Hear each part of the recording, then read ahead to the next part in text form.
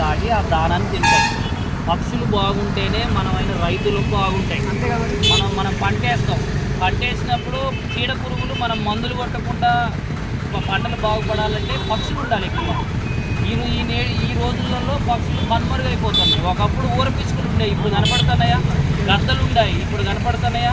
ఇప్పుడు లేదు. మనం పక్షులను సంరక్షించుకోవాలా, చెట్లను సంరక్షించుకోవాలి, పక్షులను సంరక్షించుకోవాలి. దానివల్ల మన భవిష్యత్తు కాలంలో మన పిల్లలు బాగుండాలంటే మనం చెట్లను పక్షులను కాపాడుకోవాలి. ఈ ఎండాకాలంలో వాటికి సంరక్షించుకునేందుకు మన సాయశక్తిలో మనం ఏం చేయాలంటే ఈ మట్టి పాత్రలో కొన్ని నీళ్లు, కొన్ని కూళ్ళని, కొన్ని ధాన్యాన్ని ఈ కడితే ఏమవుతుందంటే చుట్టుపక్కల ఉన్న కాకులు, ఊరపిచ్చుకలు ఈ ఎండాకాలం బ్రతికి అవి పిల్లలు చేసి నెక్స్ట్ వచ్చే తరానికి ఎక్కువ ఉత్పత్తి అవుతాయి. ఇప్పుడు మనుషులం అంటే మనము మన సొంత పని, మన ఇంట్లో మన ఇల్లు సంవత్సరమే కాదు, మన దేశానికి ఉపయోగపడాలి, మన సమాజానికి కూడా మనం ఉపయోగపడాలి. అవునా కదన్నా? అడవుల్ని మనం సంరక్షించుకోవాలి. ఈ రోజున ఇంత ఎండలు ఉన్నాయంటే కారణం ఏంటి? చెట్లు నరకడం వల్లనే. ఇంత ఎండలకి చూడండి ఎంత భరించలేకుండా ఎండలు ఉన్నాయి. ఎందుకంటే ఇవన్నీ చెట్లు నరకడం వల్లనే.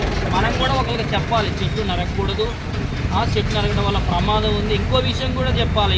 నేటి కాలంలో హైకోర్టు కూడా ఒక తీర్పు ఇచ్చింది. చెట్లు నరికితే తీవ్రమైన శిక్ష, ₹1,00,000 జరిమానా అనే తీర్పు కూడా వచ్చింది. ఇది కూడా మనం అందరికీ చెప్పాలి, అందరినీ ప్రభావితం చేయాలి, చైతన్యం చేయాలి.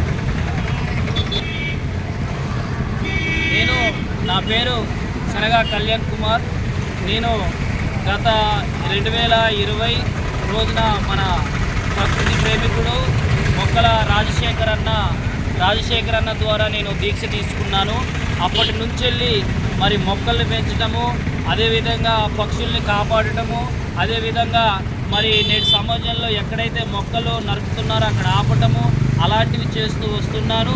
ఈ రోజులలో ప్రతిరోజు ఒక మొక్క నాటుతూ నేను నేటి సమాజానికి రేపటి భవిష్యత్తు కోసం నేను రోజు ఒక మొక్క నాటుతూ మరి అందరికీ ప్రేరణగా ఉండాలనుకుంటున్నాను. నేను హరిత దీక్షలో భాగంగా రోజుకొక మొక్క నాటుతూ మరి అందరికీ నేను చైతన్యవంతులుగా చేస్తున్నాను.